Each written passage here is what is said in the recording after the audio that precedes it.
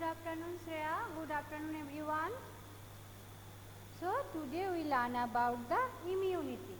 Previous day we learn about the different microbial disease and their causative agents. Today we learn about the immunity. Okay, what is immunity? It is a state or condition of your body that helps your body to fight against any type of the disease. That is immunity. So every day we are exposed to large number of infective agents. However, obviously, throughout the environment, the small infected microbes or large microbes all are present. Okay, so throughout the environment, the microbes are present. So that's why we consume each and every day so many microbes that may be harmful, that not may be harmful, that may be destroyed in your body for your immunity system, but the microbes, bacteria, fungus or every present everywhere, and we can that enter in our body throughout the life cycle. Every day we are exposed to large number of infectious agents. However, only a few of these exposure result in the disease. This is due to the fact that body is able to defend itself from most of the foreign agents. So it is the ability of the body to defend against the foreign particles. Okay, this overall ability of the host to fight disease causing organism confer the immune system is called immunity. So the ability of the host means the bacteria enter in which body. This is the host, because host give the shelter, food or anything, any advantages that the parasite takes from the host. So our body is the host body, and the bacteria and the foreign particles, they are parasites or they depend on our body. So the ability of the host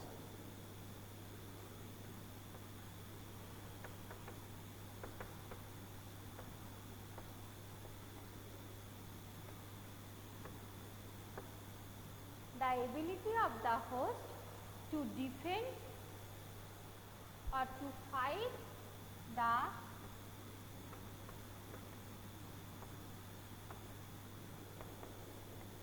disease or foreign particle disease causing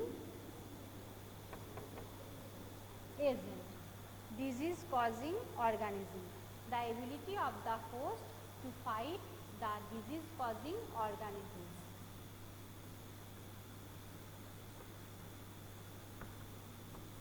Okay, this is the immunity. There are 4 types.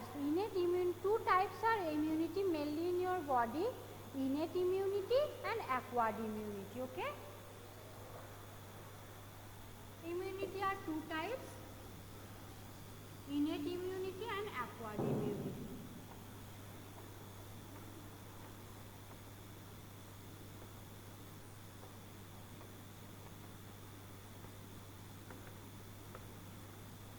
Acquired immunity. Innate means that present in your body, and the acquired means that acquired for the necessary for your body. So innate immunity is non-specific type of defense that is present at the time of birth. So with born, this ability in your body, present this ability in your body from the born to date. Okay, this is the innate that present naturally in your body. Okay, and this accomplishes by providing different types of barriers to entry the foreign particles agent to our body. Innate immunity consists of 4 types of barriers. Okay, so there are some barriers are also present that helps to prevent the disease causing microorganism enter inside your body. 2 types of immunity: innate means that naturally present your body from the birth. Okay, and acquired, your body fight against any type of disease, then they acquired or develop this type of this immunity. So innate immunity barriers, there is 4 types of barriers in the innate immunity. How they prevent? Barriers means the force or boundaries that the innate immunity provide our body to prevent the entry of the microorganisms.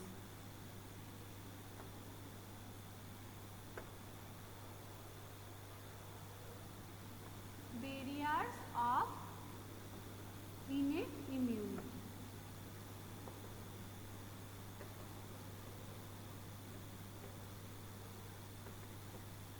types of barriers: physical, next one psychological, physiological,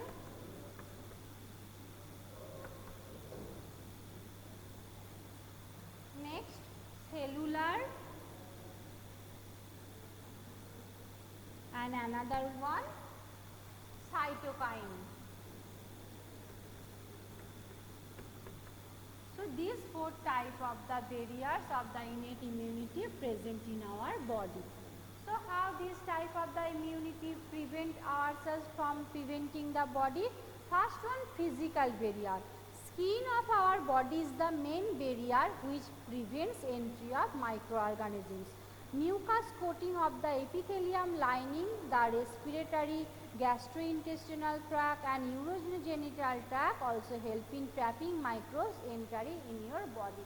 So the cavity that open throughout the body, that is nostrils cavity, gastrointestinal tract, this tract there is some epithelial layer, mucus layer are present.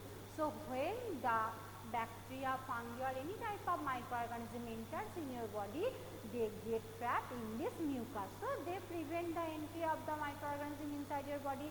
And the most important thing, the largest organ of your body, that is skin, that protect your body from the entry of the microorganism.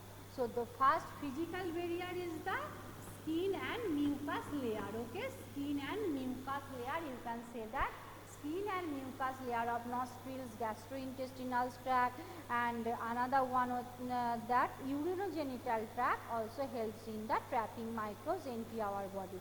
So this one is the physical. Next one, psychological, physiological. Acid in stomach, saliva in mouth, tears from eyes, all prevent the microbial growth. So physical, that is the outer structure of your body, that is skin and the layer of the mucus that present outside of your body. Physiological means that present inside your body, that develop from your body.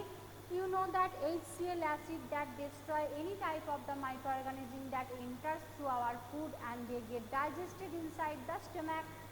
Saliva that helps to destroy the microorganisms, and the eyes, tears, okay, the eyes also helps to enter. When you can see that there is a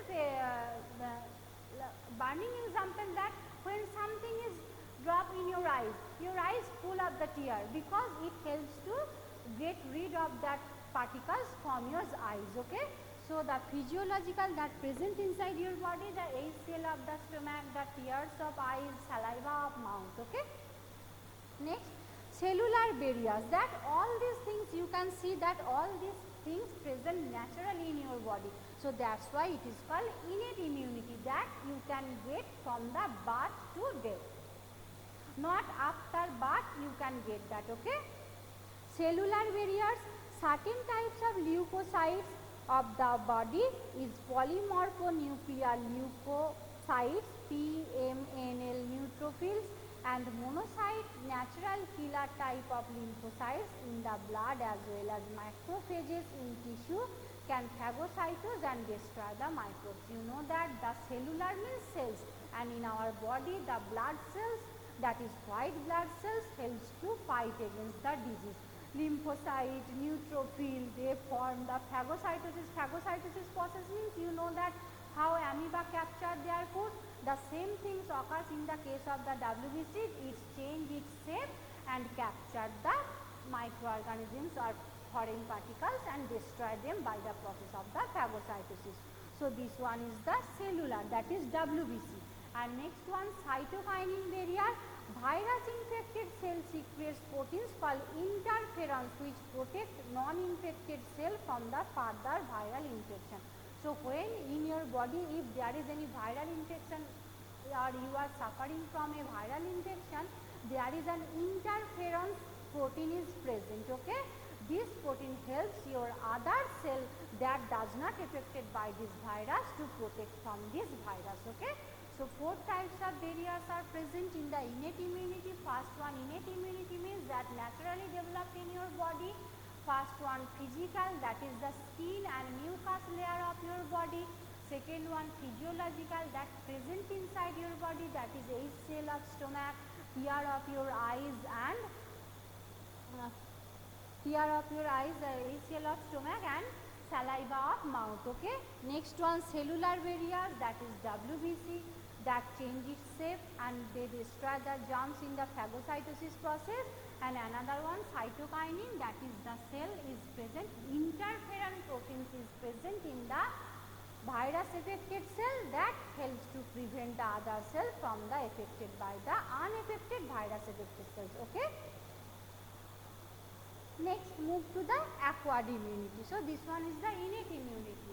Now how acquired immunity is developed? You can guess from the net. Acquired means they need that, they develop after the necessity. Okay, that is called acquired. Acquired immunity on the other hand in pathogen specific, it characterized by memory. It means that our body when encounters a pathogen for the first time produce a response called primary response, which is low intensity.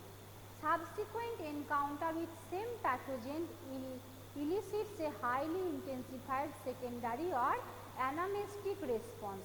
This is ascribed to the fact our body appears to have memory of the first encounter. Okay. So your body does not contain this immunity, but when first time any foreign particular pathogens enters in your body, there is some response is present. Your body remind that okay, this type of pathogens enters in my body and this is the prevention of that pathogen. So when again this pathogen attack your body remind that the fight process or the technique to destroy these cells. Okay. So they can destroy easily. So that's why chicken pox, you know that smallpox, it is said that when one time occur, that does not occur for the long time. Sometimes it's 2-3 times occur, but maximum cases, the average cases, that the pox, this type of disease if once occurs in your body, that never get back, because your body remind the process how to prevent your body from this type of the disease. So this is called primary responses. And after primary responses, when repeated attack occurs or again and again this occurs in your body, there is another secondary responses or anamnesis responses form. Okay. So how many times when you read any subject one time, you remember something, but when you read again and again that subject, you can recall that very easily. So that's also occurs in your body. When one time it attacks, if there is a primary responses form, but when it attacks so many times, there is secondary and anamnesis responses is formed in your body. The primary and secondary immune responses are carried out with the help of two special types of lymphocyte present in your body, B lymphocyte and T lymphocyte. So two lymphocyte cell, B lymphocyte and T lymphocyte is just act as one type of the memory of primary and secondary responses. The B lymphocyte produce an army of proteins in the response to pathogens into our blood to fight with them. These proteins are called antibodies. So B lymphocyte produce antibodies.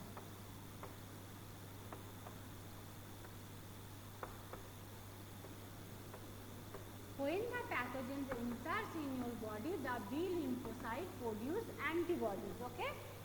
Because it recalls the primary and secondary responses.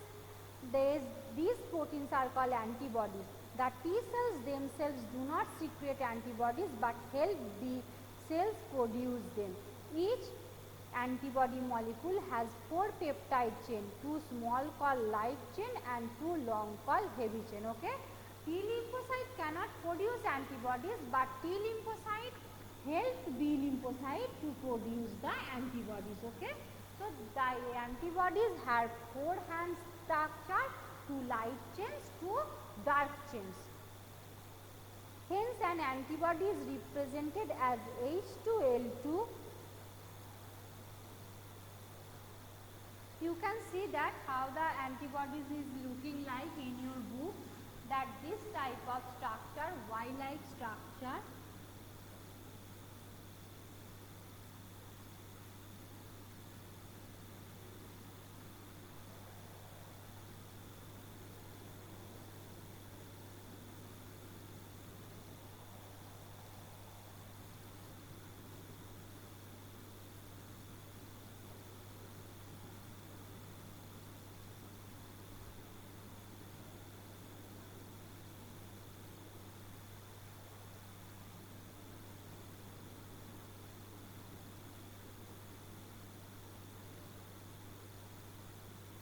type of structure is formed.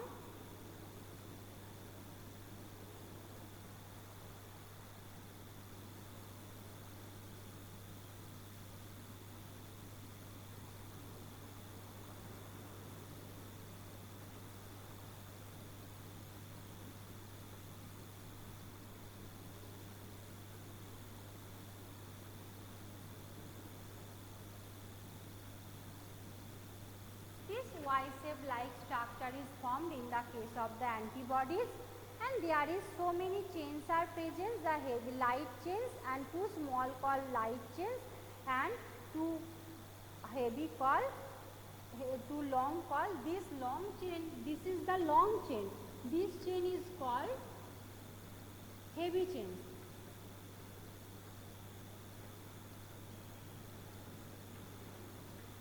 This is called heavy chain,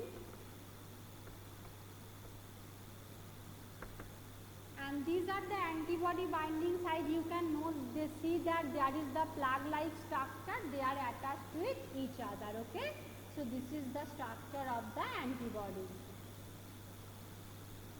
and these are the light chain. The short chain is called light chain, and there is some bond is present, SS bond.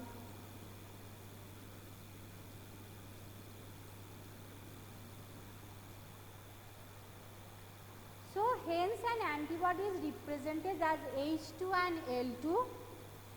Different types of antibodies are produced by our body: IgA, IgM, IgE, IgE. Okay, this is the antibody and this is the antigen binding site. This is called antigen binding site. And there is SS bond is present, one type of, there is also present.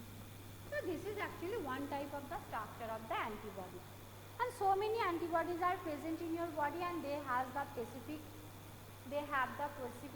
function, that is IgA, IgM, IgE, IgG. A cartoon of an antibody is given in figure 8.4. Because these antibodies are found in the blood, the response is called as the hormonal immune response. So when antibody present in your blood and the responses is called hormonal responses, okay, immunoresponses. This antibody is present in your blood, okay, and this is called hormonal, each responses in the blood is called hormonal immunoresponses. This is one of the two type of your acquired immune responses, antibody mediated. The second type of is called cell mediated immune response or cell mediated immunity. Okay, so first one hormonal immune response and second one cell mediated immune response, CMI, cell mediated immunity. The T lymphocyte mediates CMI. Very often the some human organs like heart, eye, liver, kidney fail to function satisfactorily. Transplantation is only remedy to enable this patient to live a normal life. Sometimes you know that some organs fail to work, so they are the kidney transplant, heart transplant occur in the different types of the patients. For the suitable to find a so they then search to begin the suitable donor. Some matching is also required to give or for the donation, so they always find the suitable donor. Why if that organs cannot be taken from just anybody? This is what the doctors check. Grafts from any source, an animal, other primates and human beings cannot be made since the grafts would be rejected sooner or later. Tissue matching, blood group matching are essential before undertaking any graft and transplant, and even after the patient has to take immunosuppressants, all these preserve life. So when any transplantation occurs, there is must check the donor's body's blood and the tissue lymphocyte. Okay, that is that tissue matching and blood matching must be occurs, and obviously the immunoresponse, how they respond in their body. If that is also failed organ, so what happened? That is not occur work properly. So these three things is most important to check before the donating. The body is able to differentiate self and non-self, and cell-mediated immune response is responsible for graft rejection. Active and passive immunity. What is active immunity and what is passive immunity? When a host is exposed to antigens which may be in the form of living or dead microbes or in the proteins, antibodies are produced in the host body. This type of immunity is called active immunity. So, when any type of virus attack occurs, the smallpox, there is some vaccines, polio vaccines. Vaccines means there is some dead organism, inactive organism enters in your body through the injection. Then when this is called antigen. When these antigens enters in your body produces antibody against this type of disease. So when the pox viruses or any type of viruses enters in your body previously know that what is the technique to prevent this type of viruses. So this is called active immunity because direct enters of the dead organisms of that disease. Active immunity is slow and take time to give full effective responses.